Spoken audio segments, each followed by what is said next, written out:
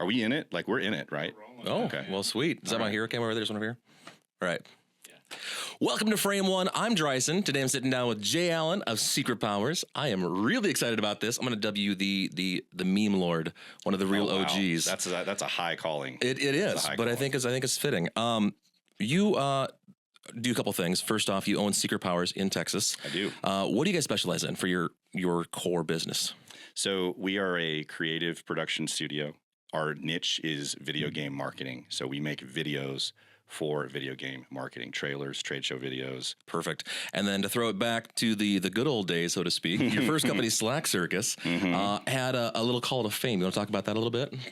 So I think, if I'm not mistaken, I think you're talking about Fabulous Secret Powers. I am talking about Fabulous Secret Powers. First, I'll put it back to you. What do you remember about this video, or what do you know about it? You know, it's not fair because I watched it again like last night, so quite a bit. Research. Quite a bit. You got to research. I'm just saying. So, was that so? You made like the famous He-Man song? I'm not gonna do the face. I'm not gonna do the voice. I almost did. Yeah. I almost did. You're just right. But you were like the voice actor behind it. You're the animator behind it. You did all that. Why? I guess. Why? That's a great question. Why? Why anything? So the genesis of that whole thing, that whole video, was I would attribute that to a guy named Eric Fensler, who you may know from the G.I. Joe PSAs. With it's like, I'm a computer, all that stuff. And this was 2005, right? So early days, basically pre-YouTube. And so saw the G.I. Joe PSAs and thought that is the funniest thing that I've ever seen. And also it was one of those moments where you kind of feel like God is shining a flashlight on you. And what I mean by that is, it's sort of like my medium. It's the animation content that I grew up with, all of these things. And it was so funny and executed so well. And it was sort of like, okay, what are you going to do? What are you going to do with this information now that you've seen this? And it was just one of those things that kind of forced us to respond. Right. And so, we start kind of looking back through, or going through the 80s kid memory banks, and He-Man is a very, obvious choice. What we did was we bought a bunch of He-Man VHS tapes off of eBay and started looking through that footage. And if you look at the tween frames, especially, because these animators were on a tight timeline and not a lot of budget. They had Mattel had toys to sell, right. And so you look at this animation and it was just kind of like, this stuff is ridiculous. And the possibilities, just the light bulb went off. Right. I was in my car driving to work. And a lot of times my car is my sanctuary. My sanctuary. Yeah. My vocal I know that feeling. Yes, you do. I don't know if it came on the radio or what, but that Four Non-Blondes song, What's Up by Four Non-Blondes, came to mind on this particular day. And I was thinking that would be really funny to go to a karaoke bar and sing this with my friends and stuff like that. Yeah, absolutely. So the visual was not the original idea. It was just the sound. No, I mean, the visual, it was we knew that it was going to be He-Man, right, but it was just what's the story? What is he doing? Are we going to do a Space Ghost Coast to Coast thing or a C-Lab thing? Is it going to be some kind of sketch thing? And the idea of a music video just to us seemed so much more. It seemed to be an elevated idea. It was just easier for me to connect the dots that way. Yeah. And so at that time, my friend Ryan worked at a post-production studio in Tulsa. And so our He-Man time was me driving up to Tulsa, and we would spend the weekend in, his edit suite, making this stuff. And so I made this instrumental track, but recorded the vocals for it in his edit suite. Most of it was first take, almost all of it was first take. That's awesome. And because like that's where the good stuff is. Right. You know, it's like you make a scratch You're being track. more silly. You're being more fun. It's just open. It flows a little better. Yeah, exactly. And it was just like, you know, like the way in which like parts of it sound unhinged and stuff like that. It's because it was. I was just like, I'm just gonna go for it, you know. And no fear. Yeah, and we thought it was so funny. And then you know, like immediately got to work on making Prince Adam. You know, lining up his mouth flaps to, and like the first time I'll never forget the first time we got the, you know, Adam to actually sing the words in sync. I bet he's just like, oh yeah. I mean, we were just paralyzed with laughter. Like, this is it, you know, like, cause that's the moment when you know it's going to work. It's like, okay, now we just have to finish it. Right. You know, we've got 3 seconds of animation. Only like 1,000 seconds to go. So, yeah, it was. I will say, when I watched the video last night, it was a lot longer than I remember being. I didn't remember being the full song. So that's like a lot more work than I remember being in there. And that's, yeah. And the version of it that went crazy viral was the shorter version that starts at the chorus. So yeah, there's a lot of effort that you never see.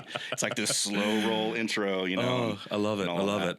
So I totally forgot my disclaimer. So as far as FrameOne, the point or the purpose is to explore the emotional journey you experienced through your creative years to get to where you are with Secret Powers today. So knowing the He-Man video was kind of like the kicking off point. Was that the beginning of Slack Circus, or is that like halfway through? Technically, no. Slack Circus was the name of my blog in 2001. Okay, if you can believe that. I do. And I needed a name, and you know, it's funny. Like we were talking about ADHD earlier, or just now. We're all ADHD compadres in this podcast booth.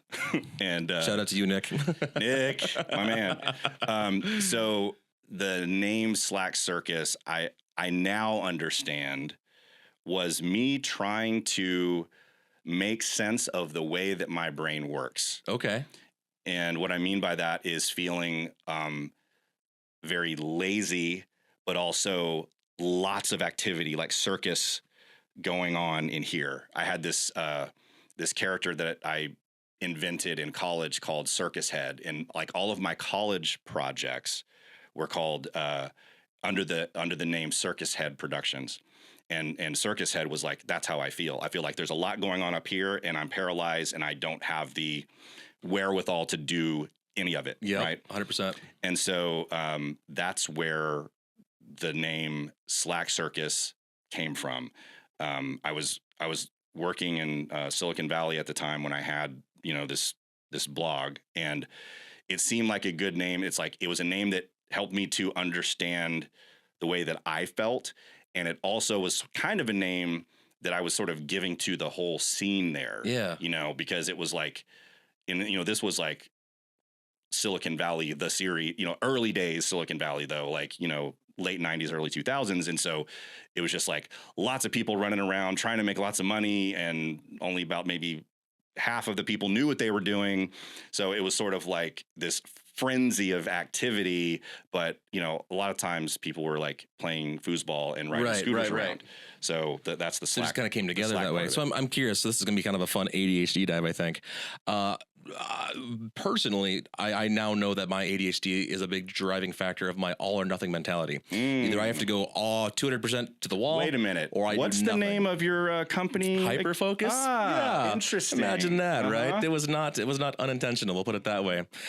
So I'm curious. So you start playing the Slack Circus. Do you have a similar all or nothing drive? Absolutely. Yes. How did that play into starting the first company, Slack Circus? Well, I mean, I would start it at the video itself. Yeah. You know, and I mean, I think that was something that Ryan and I shared, was just, we are going to, sorry, I bumped that. We are going to kill ourselves to get this done. I mean, and it was a lot of work, you know. I mean, Ryan was like hand rotoing Prince Adam off of the backgrounds, and in 2001. I think he was using flame to do it. Yeah, Rotobrush was not a thing back then. No, it was not. And Rotobrush would do a great job with that animation now. It's like nice, clean lines and everything. But it was a lot of work. And then doing all of the mouth flaps frame by frame. I mean, there was no other way to do it, you know. Maybe we tried to figure out an automated way to do it, but it was frame by frame. Final Cut Pro, we were like making 1 and 2 frame cuts, you know, and just lining up the animation that way. So it was sort of like, you know, that hyper focus, right? Of you see what the end goal is, and you're not going to stop until that's done. And, you know, putting everything else on hold, like the entire life and health and everything, you know, everything. Yep. Right. Yep. So, absolutely. That was I now see more clearly that for what it was, which was kind of a hyper focus. Absolutely. So Slack Circus takes off. At what point did you divert? Because I understand Slack Circus is still going. It's still a thing. Mm-hmm. At what point did Secret Power start? I'll go back to kind of the early days of, so, you know, we had Slack Circus YouTube channel, made the He-Man video, and that was it. And the next decision that came forth was, do you want to do this maybe more, like for money, you know, for a living, you know? So apparently the punishment of rotoing 3 minutes or 4 minutes of video was not enough to say, okay, I don't want to do that. You're like, I'm hooked. I'm in. Oh no. Like I saw no issue with any of that. Like I've always been a big, fan of, spending absurd amounts of time on, you know, a ridiculous idea. Yeah, absolutely. What happened was, so at the time when the He-Man video was happening, I was working at this company, Club Corp. My title was multimedia specialist. So all the media was my domain. So I was their video guy. And so I would shoot, you know, interviews with, you know, the executive staff, and I would go to, you know, member events. They owned and operated country clubs. And so, you know, when I was at Club Corp, the He-Man video had been released. Yeah. And honestly, to not a lot of fanfare. I mean, there's people weren't on. I mean, it had passionate little audiences here and there, but we got an email there through a connection through Ryan and friends of friends. This game studio called Wide Load Games had seen the He-Man video and said, we think that's funny. We have this game that we're working on, and we're going to need a bunch of short, funny little pieces of animation. Would you be interested in, you know, bidding on this project? Yeah. And, you know, it was sort of one of those freak out moments. It was like, is this real? Like, is this my shot? Because you didn't expect anything to come of it. Not really. I mean, I expected to, you know, get a couple likes. If we're lucky, you know, put it on the internet and, you know, maybe it does something. But I was never, I was never thinking, oh, this is going to be the defining moment of career. My ticket to the top.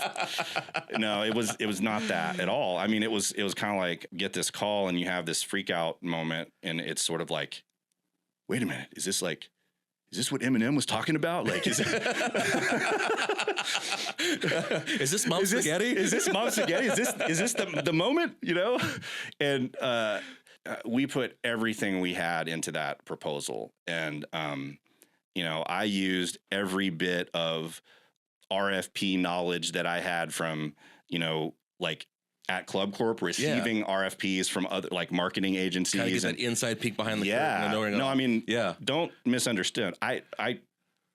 I straight up ripped off some of the way that some of these agencies had done RFPs. I'm like, I've got like 48 hours to put this together. You had a framework, a template. Yeah, exactly. It was a template. There was no Chat GPT. So was this you and Ryan doing this together at that point? Yeah. Okay. Yeah. Okay. So, you know, so we turned in this RFP, and how confident did you feel when you submitted that RFP?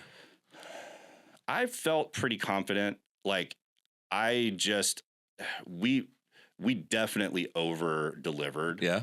And I remember them saying, this is one of the best RFP responses we've ever received. Wow. And it's one of those things where it's like, you were hungry. I was definitely hungry and didn't really know what the bar was. Yeah. You know, I was like, I'm going to swing for like that way up there. And it turns out that was like more than was needed, but I don't regret that at all. And you know, it was the process of doing that RFP, like really digging into like, well, how much effort is this going to take? You know, how much money should we charge to do all of that? I had no idea about how to do any of that. Yeah. But, you know, phoned a few friends, stole a few of, you know, these other marketing agencies' best moves. Yep. And that was it. So we got that contract, and it was to do 10.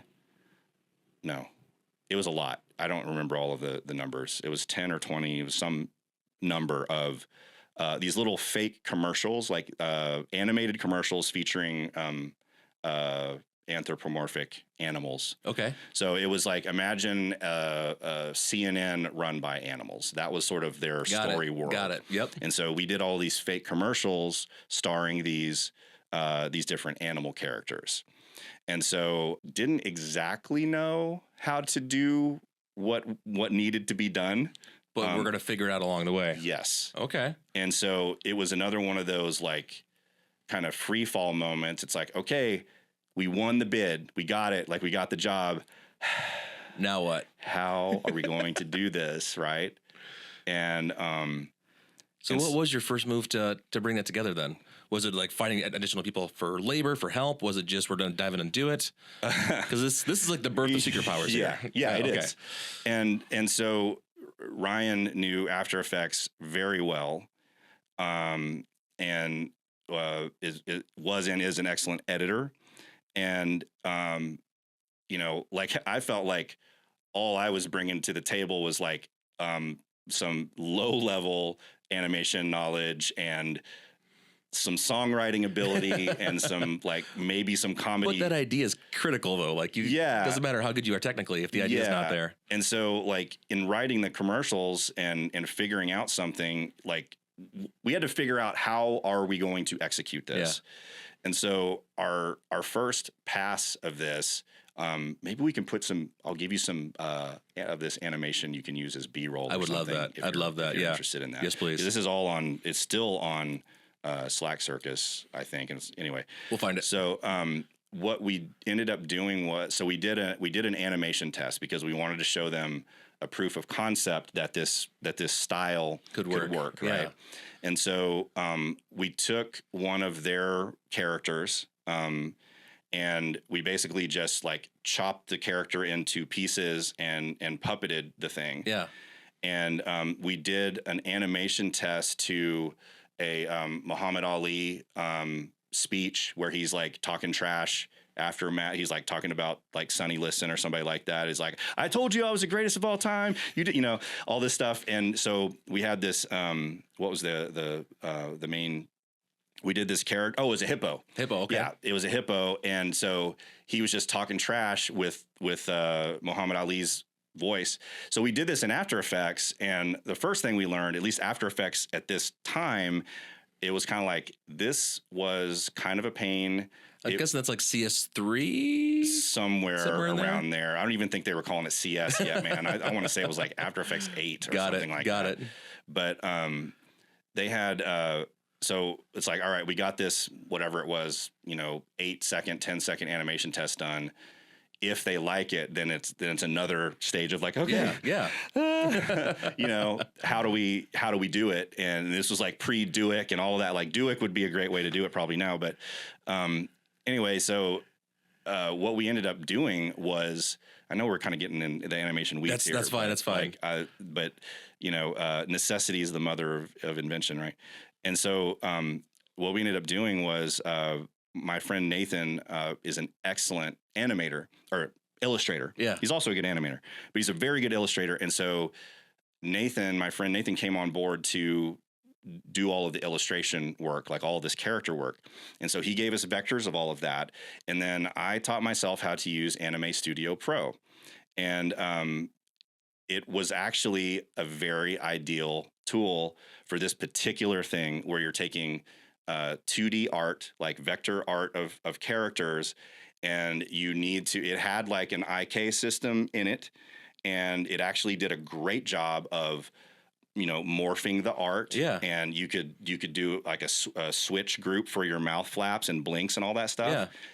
And it took a while to learn, but once we figured out that workflow, it was just rinse and repeat and just get it done. Yeah. What I love about this is it seems like such a grassroots effort from like, you didn't set out to start a studio at that point. You just want to pitch and you're like, well, let's do this here. Yeah. And so your first dive into a project, you're already bringing people on, you're managing workflows and that kind of stuff without any intent of building what you have today. Yeah. So let's talk a little bit about, as you're growing Secret Powers, it's really important to have like clear boundaries of like, this is what you're being hired for. This is what we're doing. And just kind of talk to me about the level of communication you have to have with the people you're bringing on board. Yeah. We essentially started, and I think a lot of people that do what we do start this way, right? You start as a freelancer because you're good at doing, the thing that you're good at doing. And, you sort of like operate with that mindset. And like, I'll just use the, that wide load job as an example, like you were just saying, is like, okay, great. Now we have this work. Now, how are we going to get it done? Yeah, absolutely. And then you're just calling friends, right? So I was like calling my friend Chris to help with audio, and calling my friend Nathan for illustration. And it was like me and Ryan, like doing all of the video work. And so, a lot of times the great thing about friends is that you like each other and you understand each other, and you work well together and all of that. And I think it's really easy to start off in like, all right, well, like maybe it's a freelance collective, or maybe it's like it's a company, but really it's like we're a all collection working together, we're friends, we're doing exactly side by side. And I love that. It's like being in a band. Like the feeling of that is really cool.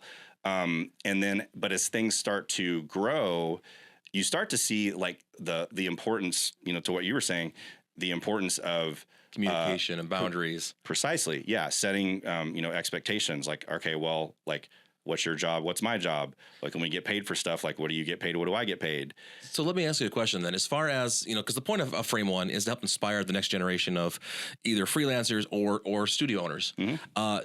People that are starting out, what would be your advice to them to say, hey, do X, Y, Z? Like to start a studio? Yeah, especially when you're working with friends or you're building that network from where Secret Powers came from. What would you tell future people? Yeah, I think, well, in setting those expectations and in communicating clearly, part of doing both of those things is you need to have something on paper. And it sucks. Like if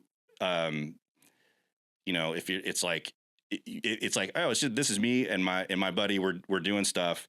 All right, like let's go get the lawyers, or let's get on LegalZoom and let's write this stuff up. That doesn't feel good to me. Yeah. Like it doesn't feel like the natural thing to do, or it feels like we're planning for our failure. Exactly. Or it's like signing a prenup or something like that. It's we're like gonna be best friends forever. It's like, don't you trust me? It's like, well, don't you trust me? But it's really it's the same. It's for the same reason that you have clients or you have contracts with your clients, right? Because what does a contract do? It sets expectations on, we're going to deliver this and we're going to get paid this. And then client, your role in this is to, give feedback, and this is whatever the contract says, right? Yeah. That's really important, because in the heat of completing a project, or when, let's say, when I know that this has never happened with any of your projects, but often projects will go on longer than you originally thought. And so it's vital to have some kind of a document that tells you what to do. Yeah. Because humans will either want to get mad about something, or will want to acquiesce and be really nice. And it's like, oh, it's my bro. So right. And having something on paper kind of takes that part of it. It takes the emotion out of it. It takes the ambiguity out of it. Yes. It makes it very clear, like, this is what's happening. Everyone's on the same page. There's no confusion. It's very clear, Right. black and white. Yeah. And I think early on, and especially like when I was a freelancer, it just feels dirty or something. Yeah, I don't know. I get that. I get that. Or it feels like disingenuous or something like that. It was like, well, no, it's just this is something that it's just a tool that you use to so that you know what the correct answer is. Yeah. You know? So my business partner and I, we started our studio in January this year. Mm-hmm. And one of the first things we set up by advice of everyone I'm talking to was our operating agreement. And you're right, it did feel dirty. I didn't love the idea of saying, hey, if you've got to kick me out or vice versa, like that just feels gross. We don't want to feel plan for success. But I kind of put a little positive spin on there going, someday when I sell this thing, what's that going to look like? Yep. Is this my retirement plan? Right. And having that mentality of, I'm not planning for failure, but I'm planning for succession, kind of just, I don't know, change the conversation a little bit. Yeah. So I will tell you that you're wise to do that right at the start. Like that's wise. And I would confess that is a can that I kicked down the road for a long time, just like whatever. It didn't feel good, right. to do it. And that's I want to be creating things, damn it. Exactly. It's like, I just like making stuff. Right.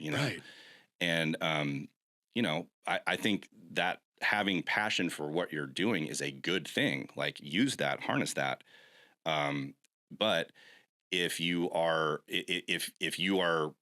committed to wanting to do this for a living, you're going to have to do some of those things. Yeah. Because the alternative is way worse. What it looked like for me, not having a lot of that stuff and not thinking about things from a business perspective is I got burnt out. Like I was boundaries, work life. Right. It's like work life boundaries and interpersonal boundaries and, working with friends and like all of those things can get complicated. I don't think they have to. I think that there's absolutely a way that you can do it. But like you said, communication is everything, and the moment that you feel like, I think there's a vibe here, like we need to press into that and see what might be going on there. Maybe it's nothing. Yeah. Or maybe this is something that we actually need to address and talk about. And, there are a lot of things throughout the, 16 years that I've been doing this where I didn't do that. Or I'm like, it'll be okay. Or, it's like, that was a little, I didn't like that, but I'll just kind of absorb that. And, it's like, being overly, people pleasing is a struggle that I have. And so, it is. It's not worth it though. Like the moment of discomfort to to have the conversation, get it out there, exactly. Rip the Band-Aid off. Exactly. And again, if for a lot of this stuff, if you have it, if you have a contract of some sort, then it's like there's no emotion in that. It's just like, well, this is what it is. We agreed to it. So yeah. Well, let's change the conversation a little bit then. So you started Secret Powers, basically having friends help out, freelance, contract labor, that kind of stuff. What was the financial side of that where you're like, I can afford to hire someone versus I just have to rely on hire someone for this job and then hire someone for this job? When could you make that switch to a full-time employee? So the big transition there, it was really just like having enough repeat clients to where we could, afford that overhead. Was there a certain number you're like, I'm going to hit this number here and then I'm going to do it? Or is it more by necessity? No, not at all. When you do this for long enough, or let's say you're just freelancing and you're scaling a little bit. Yeah. And so, you at least have a couple of people that you're working with regularly. You start to realize I'm spending all of my time setting up meetings and creating estimates and sending invoices and all these behind the scene things, like all of you don't have time to be on the box anymore. Right. Exactly. And so producers are going to save the world. I'm convinced. And they have saved my life multiple times. But that decision, I don't remember the year. I'm going to say it was 2013, 14, that kind of time frame. And we were working with a fairly large client, and we're getting tons of work. And I had reached, like, I was past the burnout point. Like, you had nothing left in the tank. I was done. Yeah. Right. And I was ready to, like, just, kind of hand the keys over to somebody that's like, just walk away from the whole thing. I submitted resumes to Lockheed Martin here in town. Like, can you imagine? Like, I'm going to a defense contractor. I don't know what but I was disillusioned, right? And was kind of ready to, like, all right, I'm just gonna ride off into the sunset, and it's gonna be like on another part of the horizon from where Secret Powers is, which seems like crazy to hear now, but I meant it. I mean, I was serious. You were just done, yeah. Yeah. And so, I just started talking to friends that know a lot more about business than I do, and just asking them for advice. And I'll never forget. I sat down with. So there's an agency here in town called Schaefer Ad Company. Okay.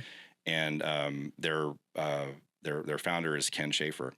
And I, through a friend of a friend, had set up coffee with Ken, because, like, I was, basically I was talking to friends and, like, just trying to find somebody my eyes out. What do you do? Like, what do you do? And my friend Charlie said, "Hey, you should talk to Ken. Yeah, I bet he'd have something to say about this." So I set up this coffee, and I don't know what he thought. I mean, I thought he probably thought I was interested in, I was trying to, like, sell him on, like, video services or something like that. But I just start, like, telling my story, and he was so awesome and so gracious about it. He just kind of rolled with it. He was like, "Oh, okay, so this, conversation is going somewhere I can didn't be expect, helpful but here. You're not trying to sell me something." Yeah, exactly. Yeah. But here's what I think, and I'll never forget it. This was like one of those pivotal moments. He said, the way I see it, you have three choices. You can keep doing what you're doing, ride hard, burn out. You can hope that someone else will pay you to do what you're doing now, and pay you the same that you're making now, and have the same cool projects that you have now. Or third option, you can change the way that you're doing things. Right. And, it's one of those things. It's like kind of rhetorical. It's like, you know which one the right one is.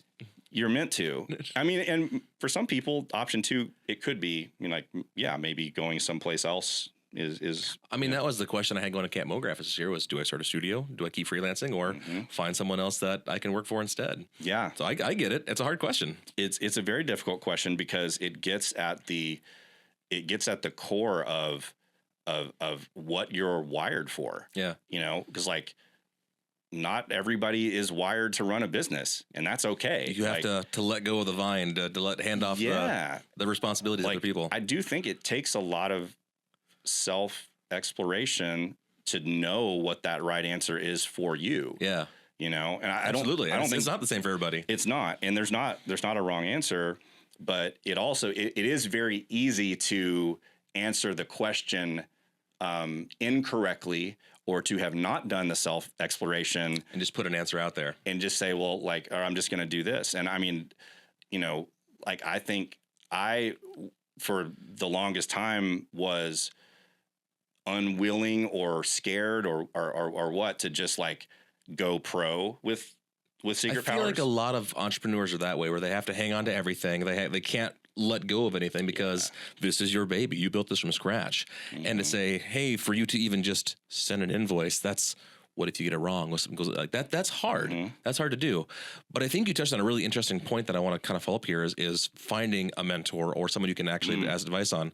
So talk to me about that. When you found yourself, your Secret Powers, a mentor, how did things change for you?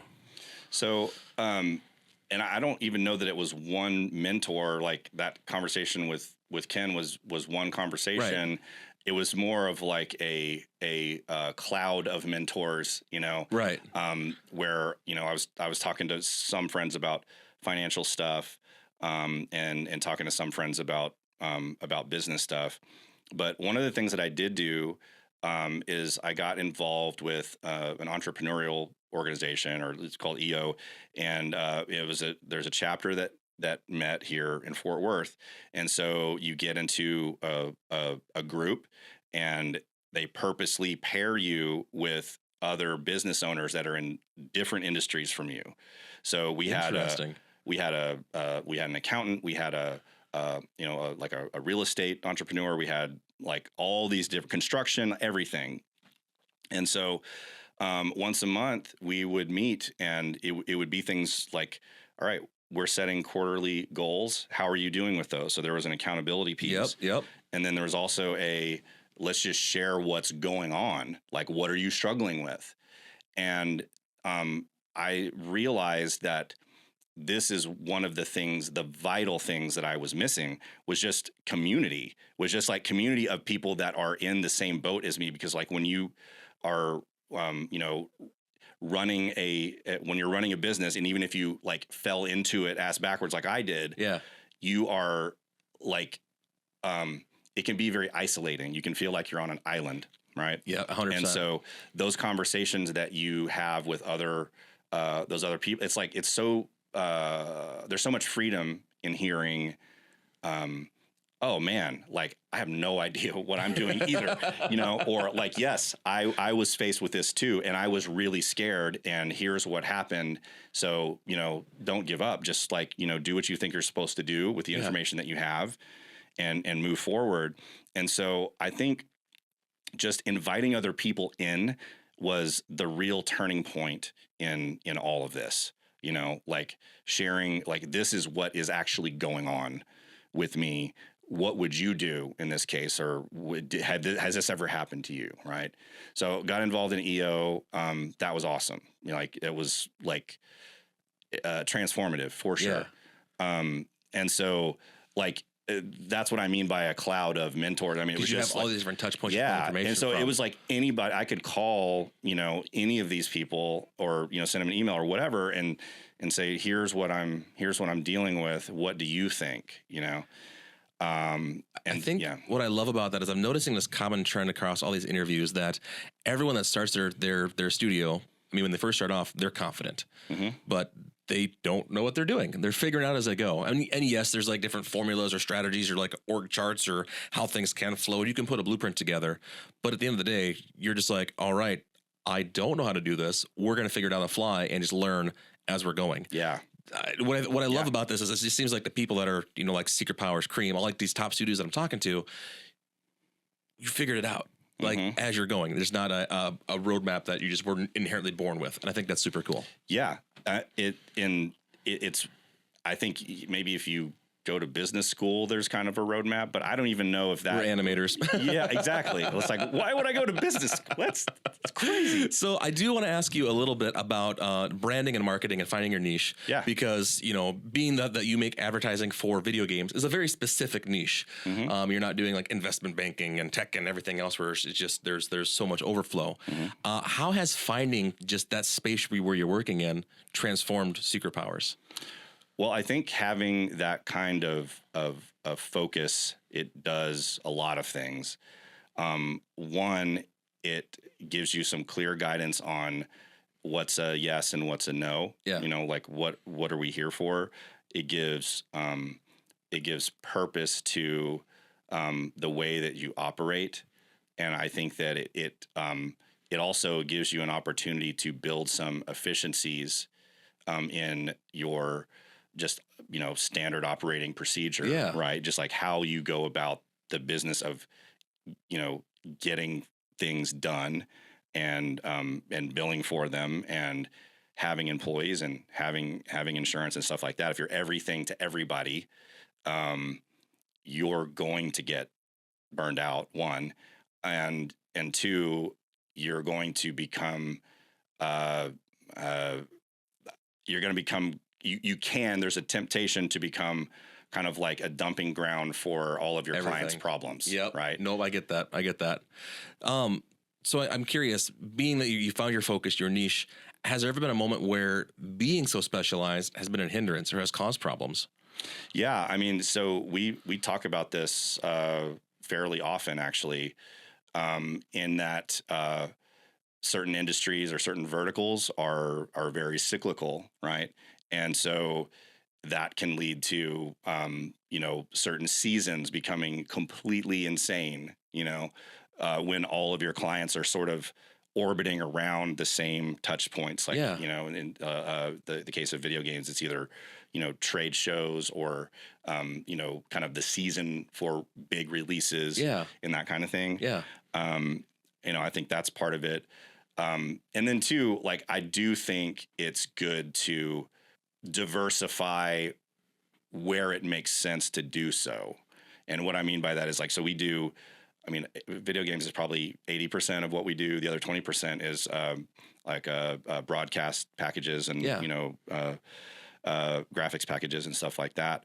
And then some animation, strictly animation based things, but the video games has become more or less our bread and butter. And so while we do spend most of our time doing that, we're always looking for projects where our point of view can really add something to it, where we're uniquely equipped to deliver something really unique and cool for the client. I want to go back to the burnout thing for just kind of a second. Because one problem that I recently was facing was there was zero work-life balance or even with my business partner boundaries there either, where we were working until midnight every night. We had revision to revisions. We had it was a nightmare of 2 months to get started just because, we took on everything we could. And so there were no boundaries with clients. We're working until midnight. I got called away from my son's birthday party. A lot of bad stuff going on there. I have no idea what you're talking about. Have you ever found a solution for that, for the people that are facing those problems? Well, one solution is scale. Yeah. Honestly. But that's a scary financial investment. It's very scary. And that's why a lot of people don't do it. It's why I put it off for the better part of 10 years. Because you're like, oh, how am I can't afford that much overhead.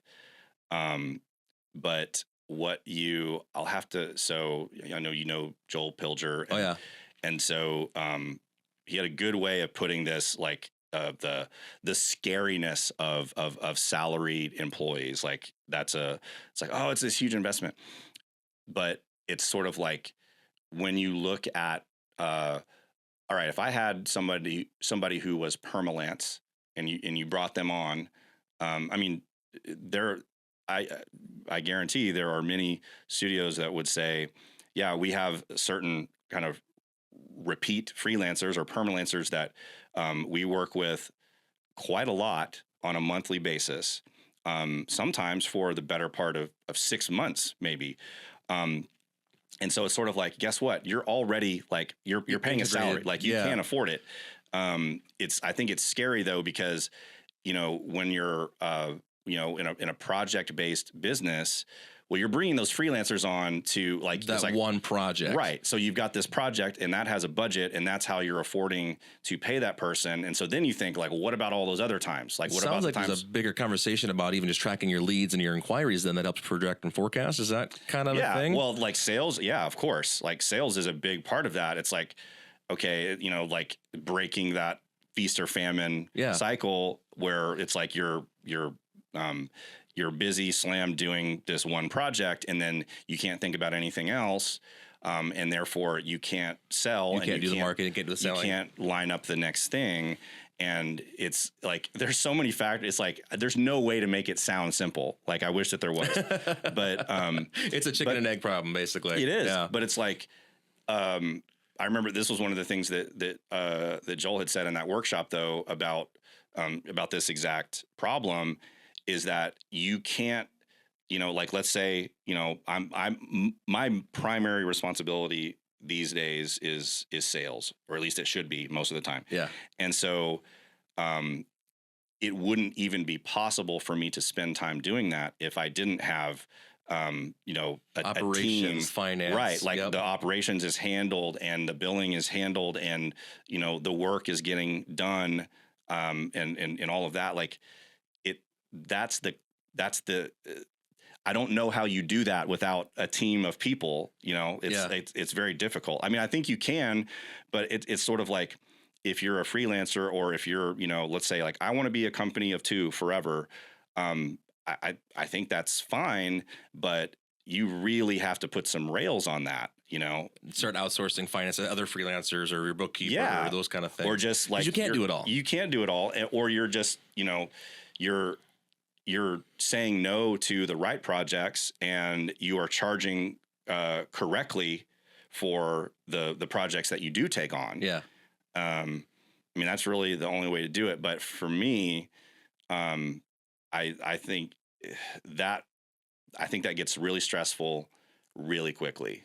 And there's always that feeling of discomfort when, you're sort of like pushing to that next, like you're taking on that project that's like a little bit bigger than you usually do.